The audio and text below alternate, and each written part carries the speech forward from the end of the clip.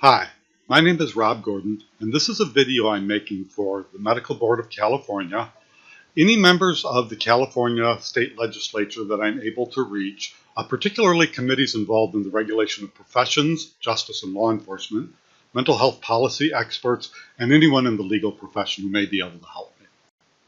It involves the circumstances that relate to the criminalization of my mental health care, which has now reached the highest levels of the legal and political system in California, caused severe damage to my own life, and has now resulted in an innocent man being framed for a crime he didn't commit. There's no short version of the story. I've tried for years now to tell it and get somebody in the system to believe me, but except for a few low-level staffers, political representatives, I've always failed. Unfortunately, this involves issues I simply cannot walk away from, and I think it needs to be taken extremely seriously. I'm now 70 years old. About 6 years ago, when I was 64, I was correctly diagnosed and successfully treated for ADHD by this man, Dr. Edward Urbe, who at that time was a staff psychiatrist at Family Healthcare Centers of San Diego, a federally qualified health center. Dr. Urbe was a careful and thoughtful professional, and he was always completely honest with me. If I asked him a question and he didn't know the answer to it, he would simply say, "I don't know," even though that can make people feel uncomfortable sometimes. In this video, I won't be going into what caused me to seek help. I might do that in a different video, except to say I was failing at everything, even things I shouldn't have been failing at, and I didn't understand it. I didn't know what was wrong. And I believe it was our third or fourth meeting where Dr. Urbe told me that in his professional opinion, I had ADHD. Dr. Urbe prescribed low doses of medications used to treat this condition, and they worked almost unbelievably well. At the age of 64, for the first time in my life, I learned what normal human attention was. Like putting on glasses for the first time is how some people describe it. For me, the medications only worked about 6 hours a day. I do know there's time release that can extend that a bit, but I decided it worked for me. But 6 hours a day was remarkable, was fantastic. If you had been blind your entire life and somebody suddenly granted you the ability to see for the first time, you wouldn't curse the darkness. You would be grateful for the light.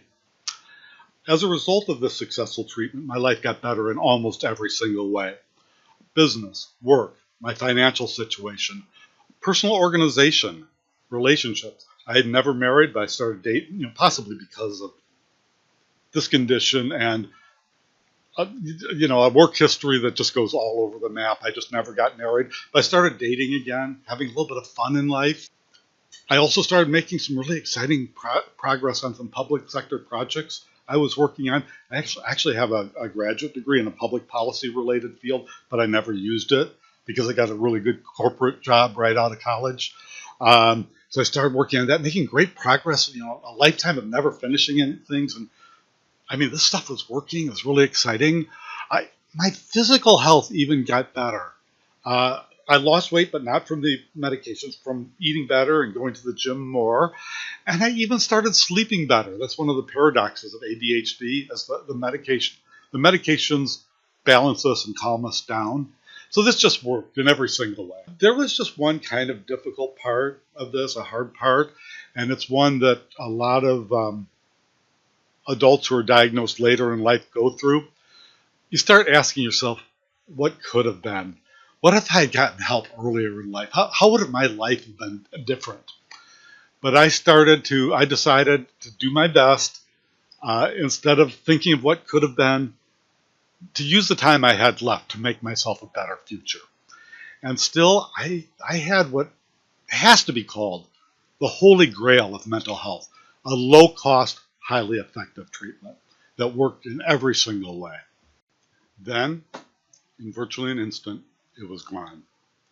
Dr. Urbe disappeared from Family Healthcare Centers of San Diego in, we believe, July of 2020 under somewhat mysterious circumstances. A lot of people know what happened. I do not. What we've been able to put together is that he stormed out of a meeting when a bunch of other psychiatrists there ganged up on him, probably made some false accusation. And I certainly don't blame him for that. Nobody should have to work for an abusive employer ever. and these are really, really horrible people. But nobody at Family Healthcare Centers of San Diego bothered to tell me, or the other people involved. We had to hunt them down to find out what was going on. I was forced into medically unsupervised withdrawal from the medications they had prescribed without any help whatsoever. And again, it would have been nice to have gotten a phone call from him, but he probably didn't have my phone number. And if they weren't ready for this, if they didn't do enough contingency planning to be prepared for this, that's on them, not on him. That's just bad management. But I was forced into medically unsupervised withdrawal. It was difficult. I got no help at all. For some, calls from administrative staff, but they had no idea what to do. Nobody could give me any medication or help me in any way. And then this is really significant, have contacts at another organization that could help me. Somebody get on the phone and say, we have a situation over here. Because as I understand it, Dr. Ube had 400 some patients when he left, or when they kicked him out, or whatever their latest story is. These are not honest people. But nobody helped me. You couldn't. There's no way to navigate out of the system. The health insurance I had at the time, I think it was called Community or something like that, and I think they're kind of a wholly owned subsidiary of Family Healthcare Centers of San Diego, and all they can do is refer you back. When they started, it was almost comical. They started saying, I believe it was Dixie Galopon, who was the head of Beach Area Community Clinic. I think it was like 3 months off. It was just ridiculous before she had the next appointment. Like, what are you even talking about? And then I got it down to a month. And finally, a month later, and it was hard, not knowing how to, if I had known, I did start rationing what little medications I had left, but I didn't have much left. If they had given me adequate warning, I would have rationed better, taken partials, but I didn't know. So it was cold turkey withdrawal. And they finally arranged for a meeting with this woman, Darinka Aragon-Milagros. And it was an online meeting, a brief one. And when I got on the conference with her, video conference, I was so relieved to actually finally be getting help. It's just, thank God this day has finally come. So I wasn't prepared what was happening. She was immediately angry with me. I mean, really angry. She was yelling at me and at one point almost screaming. It was an interrogation, not anything you could even remotely call a mental health session at all. And I didn't quite understand why. But she was just barking questions, first about medical history, and not caring too much about the answer. How's your emphysema doing? I don't have emphysema. And she was obviously not even writing down the answer. She didn't care about the answer. And then finally she got to, she dwelled on the last question, the second from last question for a while, which was about drinking. I drink very rarely. Maybe once. And now it's all virtually never. Maybe once every 3 months now. That at that time was probably once a month, but not very much. So she didn't hang. She tried to hang it. She seemed to be trying to say I had a drinking problem, but I didn't really know. But then she got to the question that was the entire point of it, and it was almost word for word like this. It might not be totally exact, but it's really close. She said, "Have you ever, at any time in the last 2 years, used cannabis in any form or amount, even once?" That's close to the tone she said it in. Obviously, I should have been tipped off and known where she was going with it. I'm an honest person. I don't know why. At the time, my use of cannabis was really rare. Once every couple months when I see an old college buddy. Now, it's virtually never. But back then, it was sometimes, but rare. And she immediately started barking at me. She says, "Now, you are ordered to immediately undergo, or to immediately quit. I'm ordering you to immediately quit cannabis." I want to stop right here because I'm an independent professional. I've worked really actively for independent professionals. That is a highly triggering word to us. I said to a woman I almost had as a primary care physician, nice person at UC Health, I lost my healthcare in a related issue because of the guy I'll be talking about in a bit. I was reporting that he's also a fake professor there, in addition to being a fake psychiatrist. But I said to her, just as you made sacrifices to be able to be called doctor, I made sacrifices in my life, and we all did, to not be ordered. I'm not in the military. And even normal life, you don't order anybody to do anything. And it didn't stop at that. I was ordered to immediately quit cannabis. And I was ordered into a whole battery of psychological tests. And I said, what tests? What are you talking about? And she couldn't answer. She got flustered that I even asked. I said, you know the name of the manufacturer of this test at least? She couldn't answer. She thought it was an inappropriate question. She wasn't prepared for somebody to ask. And then she said, and you're also ordered to undergo random drug testing. And she made it clear that I had no choice of this. She said, you have signed an agreement that you have to. You've signed a written legal agreement, and you have to. I looked back at that agreement later. I had actually forgotten about it. And it is a perfectly reasonable controlled substance agreement that I did sign with Dr. Urbe. It says nothing about cannabis. It says nothing about forced drug testing. This was during the pandemic. They had no plan for it. I was outraged, highly offended. As you might imagine, the conversation didn't end well. The way it did end, she goes, I'm going to give you 24 hours to reflect on what I've said. To reflect on the wisdom of what I've said. And with the implication being, if I didn't agree to all her conditions, then I would lose my mental health care. This meeting was entirely online. I have never met Darinka Aragon-Milagros in person. I know she's, at that time, she was recently out of college. She's a very junior level employee.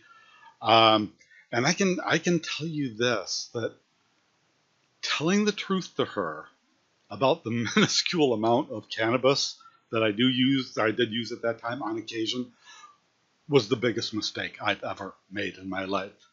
A second observation I can tell you from this, and this is from a lifetime of experience in business. So most of my career has been spent in contract project management. I've had literally hundreds of jobs, some of them very short duration, a couple weeks. They can still be successful. Some of them much longer. I did an overseas gig for Royal Dutch Shell in West Africa for almost 2 years. I did a gig for the Agency for International Development near Cairo on a water project. I was even a program manager in Silicon Valley for a time. At one time, having 25 project managers reporting directly to me. That was brief, only about 8 months, but that was, while it was a good job, it was a good job. And a bunch of, much worse jobs, short-term contracts, grunt work. I've worked my whole life, hundreds of jobs. So there was one thing I knew for certain, from just knowing organizational behavior: she wasn't acting alone. New employees don't act that way. People meeting other people for the first time don't act that way. There had been extensive instructions to her, especially that ordering part. Somebody told her, just order him. Order him to do this. Don't worry about it. Just order him. So something to keep in mind as I go through and try to tell the rest of the story. It's a difficult story to tell. Needless to say, I was outraged. I called administrative staff. I believed I talked to Dixie Galopin, the director of Beach Area Community Clinic. I'm not sure if I had talked to Myra Booby Sepulveda, who is now the head director of mental health there. But they seemed to know that something had gone wrong, that something had misfired, and they arranged for another meeting, and they were all excited about it. I wasn't at this point.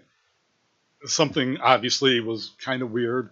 But they arranged for a meeting with Joe Sepulveda a week in the future. I still did want the medications, but I was, I had gone through my withdrawals by this time. I was disgusted, but I knew something funny was going on there, so I wanted to be really cautious. So this time I did my homework, and I did some research on Joe Sepulveda. It was, I think, almost exactly a week I was supposed to meet with him, and I pretty much immediately learned that he loves urine testing people. that he's based his entire career. You'll call it drug testing. I call it urine testing. I actually have an undergraduate degree in microbiology and public health. I never really used it outside of working in research labs for a few years after college. It wasn't for me. I never was very good at it, but I do know the field. You're not testing drugs, you're testing urine. And I have other reasons for saying that as well. I just don't like calling it the euphemism. I consider it a degrading practice. But he loves it and has based most of his career on it. And in particular, he was trying to bring a program called contingency management to San Diego. And it's a really disgusting program where you test drug addicts. I guess you get them in some kind of captive setting, like they're committed or something, and you force them to take urine tests every day or two. And if they win, or if they're clean, you give them prizes like donuts or movie tickets. I'm not making that up. I have maybe we should listen to a video where he describes it himself. What is contingency management? Really what it involves is a patient coming in and submitting urine toxicology at least 2 times per week. Each time they submit a urine toxicology, if it is negative for methamphetamines, which is the drug we're testing for, then we provide them a positive reinforcement, a prize, so to speak. Right? And every time they submit a subsequent negative urine toxicology, they get more draws toward a prize. And we're basically reinforcing the behavior. You don't even actually get the damn donut. You get a chance in a lottery to get the donut. I am not kidding. He was bringing that program to San Diego at the exact same time.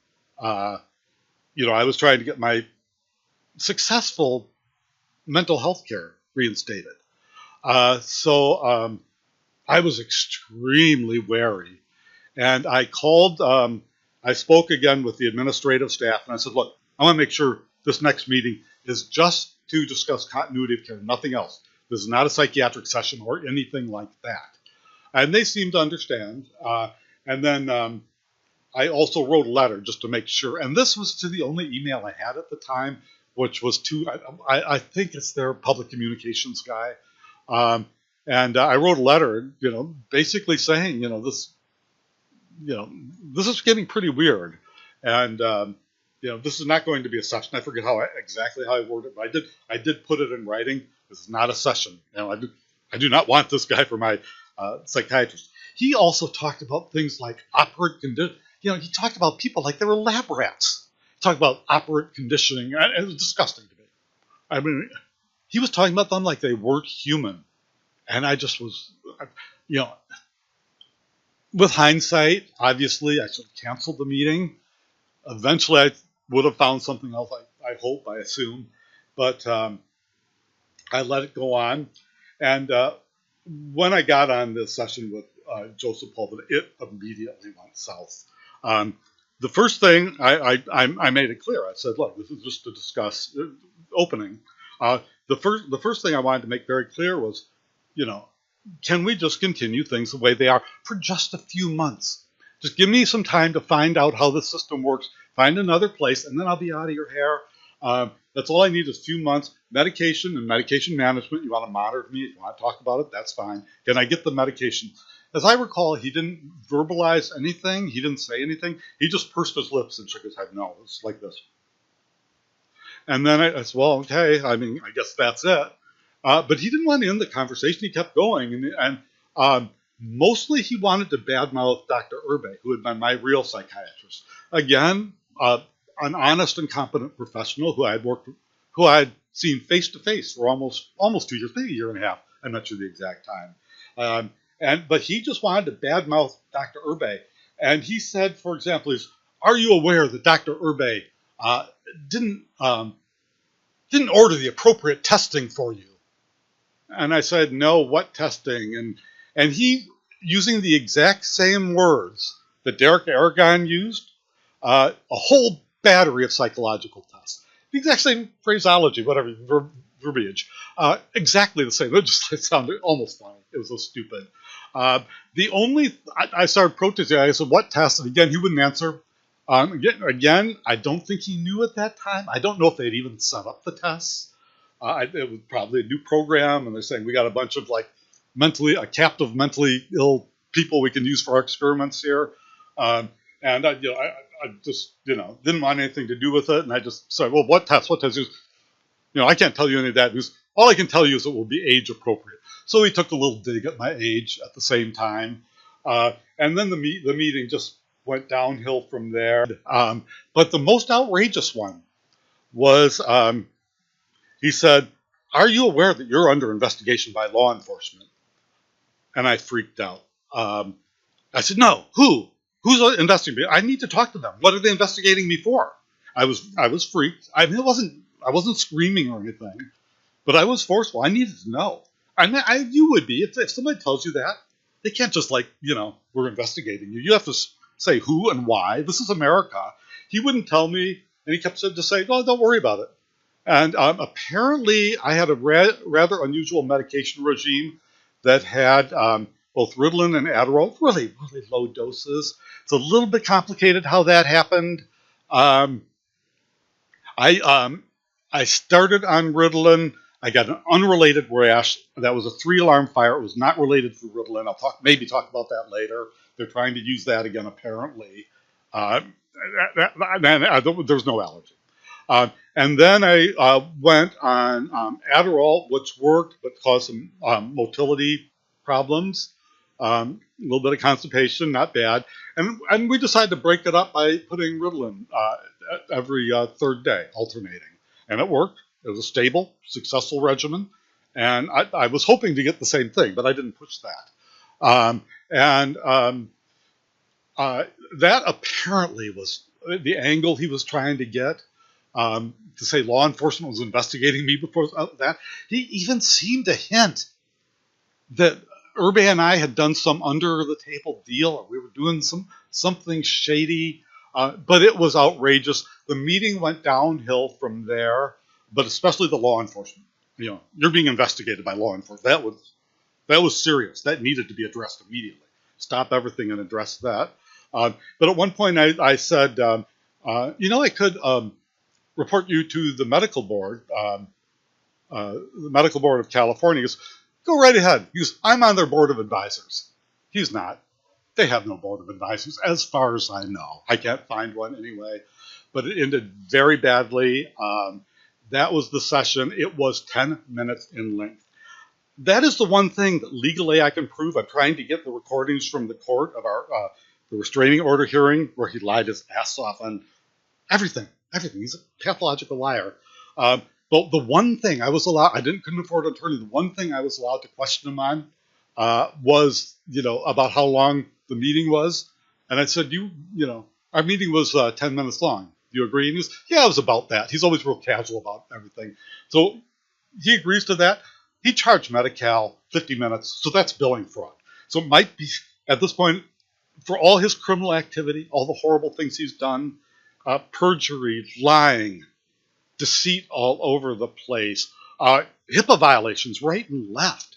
It should be a 10-year prison sentence. It might be like Al Capone. That's the only thing I can get him on. It's billing fraud because he agreed that in the legal system. This was a 10-minute online meeting.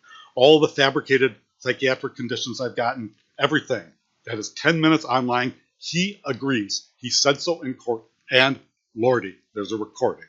There's another thing I want to mention about that online session. Again, 10 minutes. He mentioned we didn't really directly address the drug testing. Again, it was nonverbal. He pursed his lips and said, "No, I've been more than happy to address it." But he said that his colleagues, we were talking about Darinka, Aragon-Milagros, his colleagues agreed with the approach, and he specifically mentioned Claudius Cabrillos and Christopher Gordon. Christopher Gordon is their chief of medicine there, but I don't think he said him by name. I think he referred to him by title, and they do that there, even written. And I think I have no relation to him, but those people are so weird. I think it's because we have the same last name. They don't like to say it. I know that's weird, but they're so weird. I think that's it. And the other was Claudius Cabrillos. I had actually seen him. And I tried to do a video last night about him. So I'm incapable of making short videos, apparently. But I had seen him a year prior to seeing Dr. Urbe, and it was just a ridiculous session that was 25 minutes in length, and as I went over all this last night, but he was mentioned as one of the 3 colleagues who decided on the approach, meaning I should be entrapped into, they should use Derek Aragon to entrap me into admitting cannabis and then throw a bunch of crap my way. Apparently either probably hope I go away or have me as a captive victim. And they do have other people they've captured. It's a very tragic story. I'll be talking about some of them. But the meeting with Cabrillos, which had been about a year and a half prior to me so I guess that would be 2017. I had waited about 2 months. Again, I didn't know what was going on. I had undiagnosed ADHD. I didn't know what it was at that time. When you're an older adult, it wasn't part of our culture when we were kids. We don't know that. I didn't know that much about it except the name. Now I know lots about it. But at that time, I knew nothing about it. And I went to see him, and it was like a 2-month wait. When I finally got in there, he was nice. He didn't lie or anything like that. He was polite. He went through the questions they have to ask about childhood abuse and that kind of thing. And then, alarmingly quickly, he whipped out a prescription pad and wrote up a prescription for Zoloft. And that was a 25-minute meeting. The first psychiatric appointment. And technically, and you'll see this later, that I'm depressed. I was diagnosed as depressed. Everybody is depressed there. He was forcing me to say, because I don't use that word. And if you look in the medical records of mine from Family Healthcare Centers of San Diego, they're saying I said I'm depressed. I don't use that word, so they're lying because I never use that word. But Claudius Cabrillos was kind of saying things like, "Do you think you're depressed?" I was giving him textbook ADHD. It's been since childhood, and he goes, "Well, do you feel bad? Does it sort of feel like depression?" Finally, I think I relented and I said, "Okay, I guess a little," but I didn't think that was the problem. The Zoloft he gave me, I went out to the parking lot, I remember, and I saw him rushing away, I think looking at his watch, but I did check my time, 25 minutes. Of course, he charged the government 50 minutes, again, billing fraud. But at Family Healthcare Centers of San Diego, you can't swing a dead cat without hitting billing fraud. But this is serious. For first psychiatric diagnosis to get something like that, and to have it be flat wrong. He was wrong. So that was a misdiagnosis. If he had gotten it correct, my mother was alive at the time, I would have loved to have told her about the ADHD diagnosis, thank her for the help and support she gave me through my life. I'm going to break if I talk about this too much. And also about my lost future. But 25 minutes, a billing fraud. So he was one of the colleagues. What I didn't know, because I had complained on their patient portal, the seeds of my realizing the gross incompetence of the mental health staff at Family Healthcare Centers were planted early on, and that was one of them. That would have been a non-issue, but that was one of the things I remembered. And I wrote, I said, how is this not criminal malpractice? That's what I said, that they considered a threat of some kind. And maybe it was a threat, but not a violent one. A threat to get people to look at the enormous amount of damage they're doing to this community. But, they decided to retaliate for that. And Family Healthcare Centers has a history of vicious retaliation. Anybody that goes against them, whether it's an employer or a patient, they will retaliate. Many, many examples. Maybe someday I'll do a video on that. There's probably 100 videos I could do about this whole experience, and I have to pick and choose. And again, I'm a little bit long-winded on these videos. So that was really important, that those 3 people, Claudius Cabrillos, those were the 3 amigos, or whatever you call them, that decided, those are his colleagues, that all decided on the approach. Those people morphed into my mental health providers, which the other Sepulveda, Myra Booby Sepulveda, said, I can't accept I'm getting care from them. She is a vicious backstabber and also a liar, because she knows Sepulveda was never my psychiatrist, and she was the one that said so. She said, or I said, I asked her, and she was always she's an arm of the legal department. She's not really a mental health professional, but I said he seems to think he's my psychiatrist, and she said, this is an exact quote. I don't have to say in the effect, something to the effect of. This is an exact quote. She said, he says he is. He thinks he is my psychiatrist. All the documents you see later where he says, I briefly treated Mr. Gordon, he's got his head up his keister. This man was never my psychiatrist, ever. And my dying breath will be saying, I did not consent. And if Myra Booby Sepulveda, if this video finds her way to her, if I even publish it, I'll be saying that. I said that to her loudly. I did not consent, and I never consented, and I never will consent. And it is horrifying that we're allowing non-consensual mental health treatment in America at a publicly funded organization. This is Soviet-style stuff, what they're doing. But I'm back on track. Immediately after this train wreck of a meeting, not a session, with Sepulveda, I immediately reported it to the California Board of Medicine. By immediately, I'm pretty sure it was the same day, within a couple hours. I'll have to look at the records. I can send it. I still have all this stuff. And the medical board, too, would have it if they hadn't destroyed everything.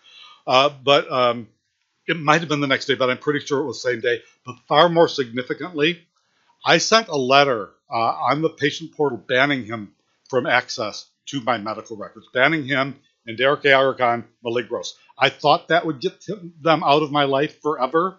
I thought that was my right at the time. I thought I had control over my medical records and nobody could see them if I didn't want them to. And I said, I'm posting, you can see it.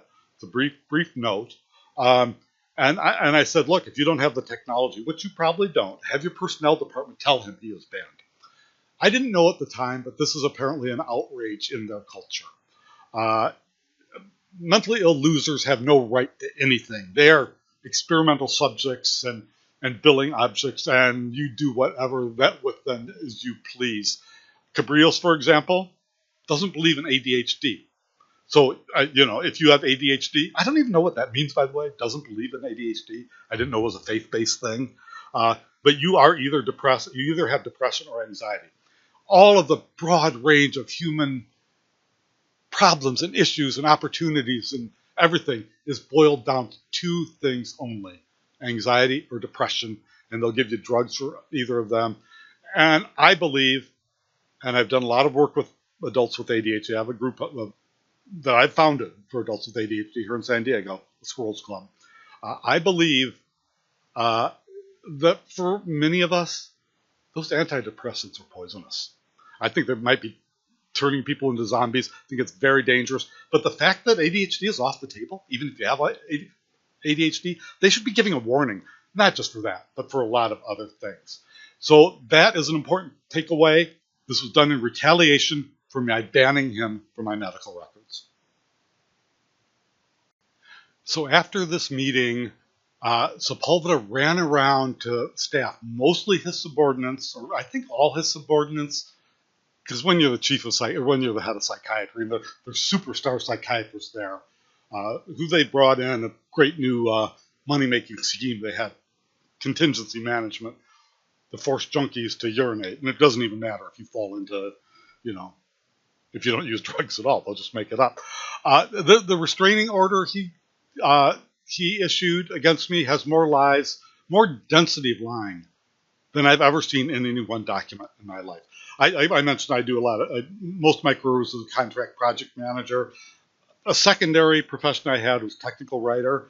I've never seen anything like this. It's one paragraph. I won't go over all of them right now. It's stunning, the number of lies. And of course, it is perjury because he did it that way, because this is an official court document.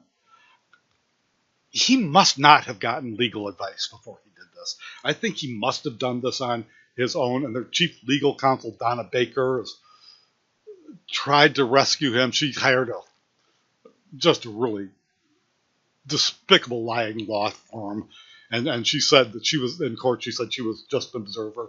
But he ran around, got all Darinka Aragon his subordinate to sign it. She probably had to. It's his boss. Make her own statement saying he's fearful of his life. So, I mean, there's both lies and also unbelievable stupidity. Look at the signature, the stupidity part, the signature line. Nobody does that. So they're just bald-faced lies. I just don't even know where to start. He says, with great concern for my safety. He wasn't concerned about his safety. He was concerned about his ego, his fragile little ego, that some mentally ill guy could dare assert control over his medical records. And the altering he did, again, that's a HIPAA violation, calls for, with malicious intent, that calls for a 10-year prison sentence and a $100,000 fine. With that and the perjury, this man belongs in prison. One thing I want to mention from this perjury-laden restraining order document, workplace restraining order document, is the number of fabricated psychiatric conditions he has. And when the investigator from the medical board called me to dig up dirt on Dr. Urbe, I thought he was an actual real investigator, and because he did ask about this too and thought it was important. He has a demonstrated history of irrational thoughts, of victimization towards himself, substance use, poor behavioral control, high emotional distress, antisocial beliefs and attitudes. I'd see this so hard. I've made arrows go over it, but that one particularly bothered me. If you're going to lie, at least come up with something plausible. Because I've always considered myself a community organizer. I always try. I organized a group in my neighborhood for adults over 40 called PB40. We did bike rides and campfires, and we had a pool night playing pool. I developed, I mentioned independent professionals earlier. I developed a group originally here in Pacific Beach in San Diego called Beach Area Self-Employed. At the time I was criminalized, I was working on expanding it to all of San Diego for a regional group, San Diego Self-Employed Professionals, San Diego Independent Business Professionals. It's kind of, my life got so trashed when that happened. It's kind of hard to look at the website and seeing it hanging out there where it was 4 years ago. Maybe I'll get back to that in some other form.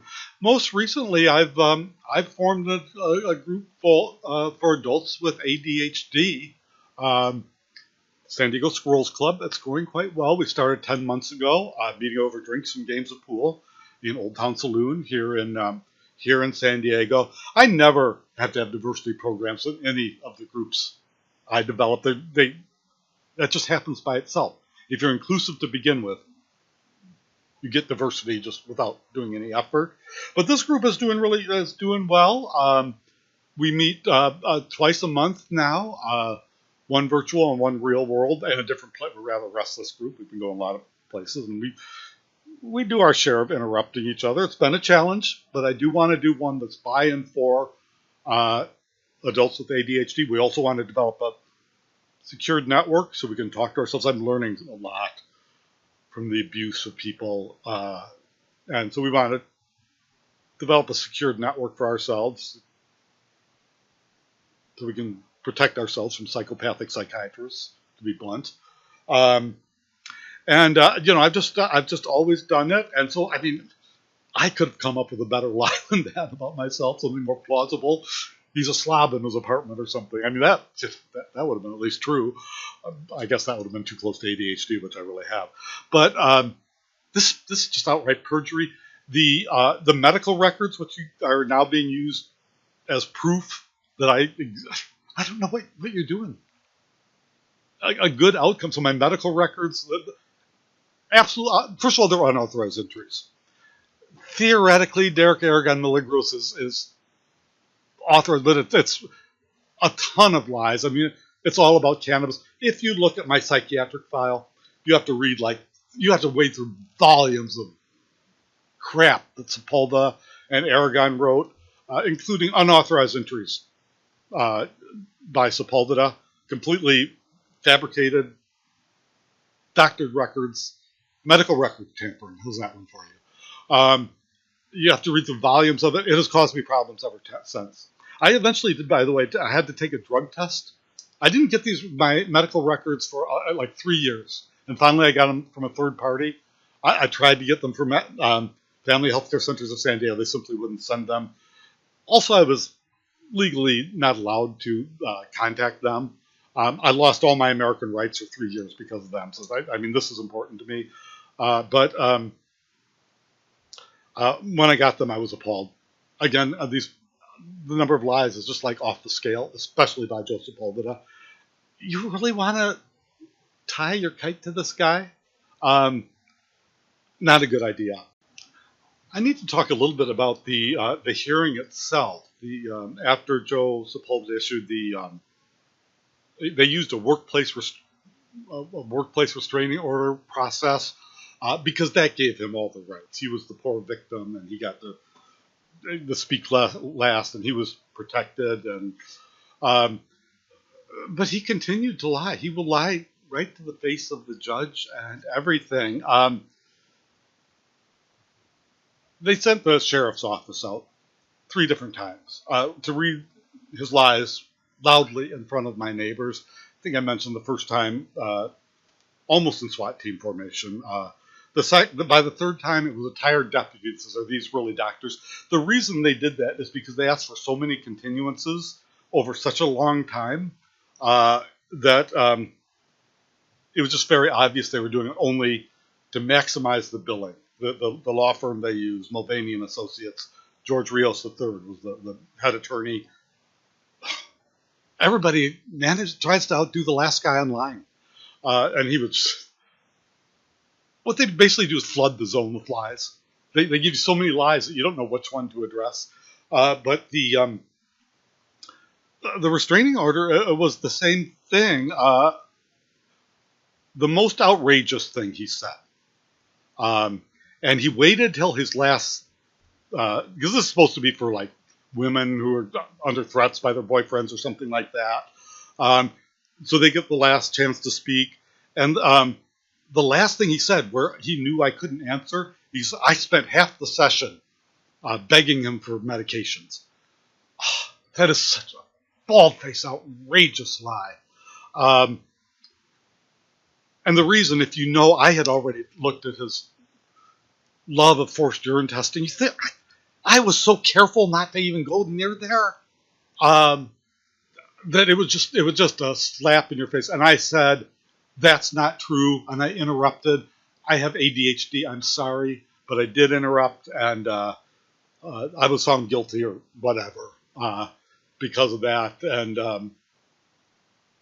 that's an interruption I'm almost proud of. That's an interruption. I think you could be the most neurologically normal person in the world, and somebody says something that outrageous. What if he's called me a pedophile? Would I not be able to interrupt? It was outrageous, and I wasn't allowed to speak again. And he also said, this is remarkable. He said, he can tell just by looking at me that I'm a drug addict. Maybe he said substance user or something to the effect, but he said, just by looking at me. That part is absolutely true. And remember, these are recorded. So by coincidence, I've been trying to, none of this is in the, I was hoping they kept meetings. There was a transcript. There isn't one. It's one sentence. But since this was in the pandemic, there's a recording. And just today, I got a call from Superior Court, a request I put in months ago. There's some old phone number and nobody was answering it. And somebody finally picked it up and called me back and gave me an email address. So I'm going to try to get a recording and find out just the truly outrageous things he said in that. And he also had a letter that he wrote through some kind of back channels that also wasn't in any of the court documents that he alluded to, and as did the judge, that said, "I'm the most dangerous person he's ever met." I mean, I don't even know where to go with that. But there's never been a situation, any word, phrase, everything is a lie. And when you see that many lies, so in the case you're working against Dr. Urbe, you are working with tampered medical records with lies all over the place, unauthorized, against the consent of the patient, wrong. with somebody who had a great outcome. I don't understand this case. One guy's no longer alive, which is that psychiatrists never get charged with that, and one guy had a great outcome. Something smells so funny here. I'm sorry, medical board. I need somebody on my side. It's a problem that all of them have been appointed by the same governor, and I did vote for this governor. But again, I suspect it's something I said politically. This can't be about Dr. Urbay. I just don't see that. It must be something I did. Let's get it on the table. Let's lay out everything everybody knows. Let's find out who the real liar is here, or liars, plural. I had hoped to get a video done about Larry Nassar, who I'm sure you know was the pervert from Michigan State. He was the athletic doctor at Michigan State University and the U.S. Olympic Committee, who molested hundreds of women and girls over a period of years and got away with it for years, despite hundreds of complaints to staff and at least 50 or 60 of the medical board of Michigan. And there's more than one reason I was interested in that. And one, of course, because it's my alma mater, and I'd like to know what's going on and keep track of that. It was very good memories for me. But the second, just because there was a mass shooting there. I mean, this is kind of unusual logic, so bear with me. Breaking news out of Michigan with another mass shooting. This time at two campus buildings at Michigan State University in East Lansing. We're getting reports of multiple victims for an active shooter. According to police, at least 3 people are dead and 5 others injured. All 5 of those victims remain in critical condition. Terrified students barricading themselves in their dorm as police search for the suspect. The campus placed on lockdown. We saw people start running for their lives, and we immediately knew, like, something's up, like, we got to get inside, like, lock the house down, turn off all the lights, and just barricade ourselves inside. I forget, was it 6 months ago? There was a horrible mass shooting. And I wanted to speak up on that because I've always been, it would be overstating it to say I'm an anti-gun activist, but I don't like guns. I think something needs to be done about gun violence in this country. But I've said, you took away so many of my basic American rights, and it wasn't just Second Amendment right. It's the First Amendment right for free speech. I wanted to weigh in on that and talk about that, but what am I supposed to say? Let's keep guys like me off the streets. I'm dangerous. They've changed me. This has changed me politically. It's changed my personality a little bit. I'm bitter now. I'm angry and bitter a lot. So it was significant to me for that reason. I couldn't talk. And I lost other American rights besides the right to, own a weapon. I also lost my right to travel freely, even in my own neighborhood, because of the positioning of family health care centers on a peninsula where I live. I used to lead bike rides around the bay. Couldn't do that for 3 years because I'm not allowed to go within 1,000 feet of family health care centers. And I did not break the law, by the way. And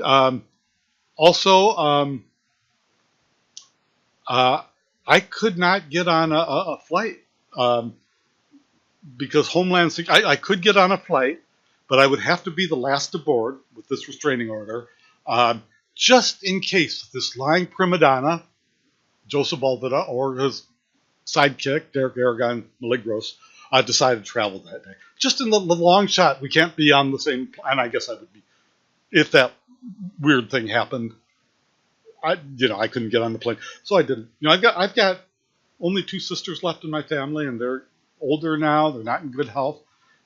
I probably should have seen them, but I couldn't even consider it. You guys did a number on me. And the worst thing is what the victims of Larry Nassar said early on. And they were all young women. They said in this system, which includes medical boards and every system to try to protect you from a dishonest actor, you have to ruin your own life to fight it. And remember, there were hundreds of them, and they were beautiful women. They were Olympians. There's only a few of us that I know of, I had no chance. I was immediately found guilty in court.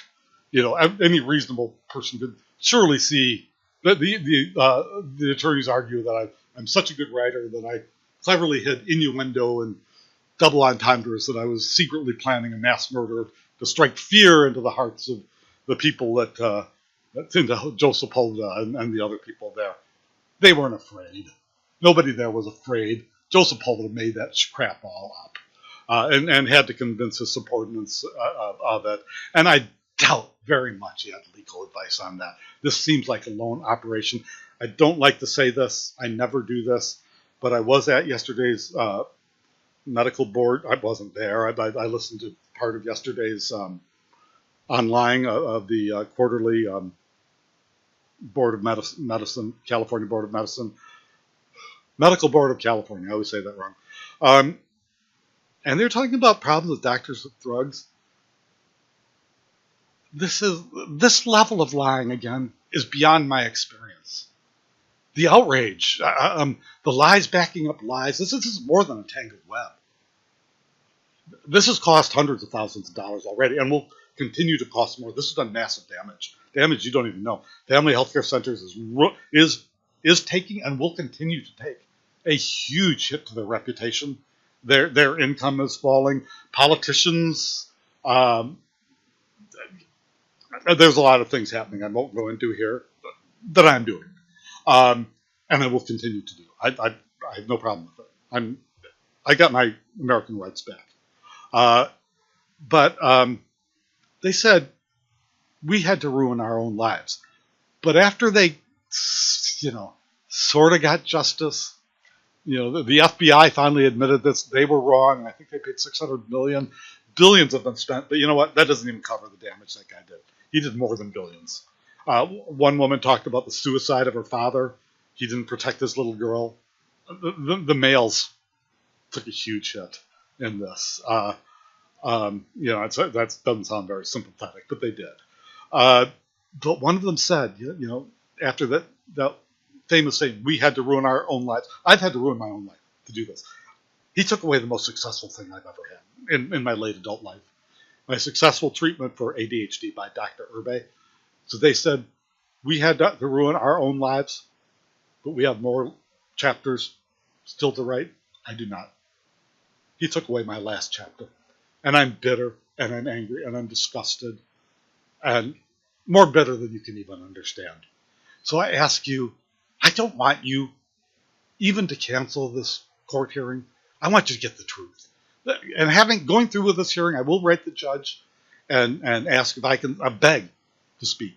But let's find the truth, regardless of the politics, regardless of what I said that hurt somebody's feelings in the political system. This isn't about Dr. Urbe. It cannot be. That doesn't make any sense. But whatever it is, let's find out. What did I do? I'm a person with no power. I have no money. I don't know. I maybe have a little bit of influence over some quarters, but nothing compared to the vast amount of power and money, legal, everything. I'm just one guy, still loose. I put it this way to some people. This almost really happened. When the sheriffs came out to my home or my apartment, that I said, that statement Sepulveda made was so outrageous. If I had come to the door with a knife in my hand, which I almost did because I was making breakfast, I might not be here anymore. I said, but in an alternative future, I wasn't here. But in this future, in the reality we live in, I still exist. I'm still alive. I'm angry and bitter and disgusted, but I'm still alive. My father grew up as an orphan in the Great Depression, kid with ADHD. Somehow he survived. He was at Pearl Harbor on December 7th, 1941, and he survived that also. A lineage that goes back thousands of years somehow survived for some reason, and I still survived. This is not what I wanted to do. I love economic development. That was my passion. I don't like mental health policy at all. I don't like medical issues. I don't like legal issues. I was interested in mental health policy. My life has been hijacked. Much of it is, I've lost 4 full years now I'm angry, but I'm also going to fight. I'm going to try to get better at it. I'm going to try to make my throughput better. Videos will be just one of many, many things. So you're going to take a hit for this too, supporting this guy. If you can decide for whatever reasons to continue supporting him. But my father fought and suffered for my freedom. Other people did too. My mother did. I have to keep on fighting until my last breath. And it's unfortunate that a guy like this could do this to me. Where did he get this power? That's a question we have to ask. Where did this power come from? Critical question we have to ask. Thank you for listening to this video, if you did. And thank you for that most precious of all human gifts. Thank you for your attention.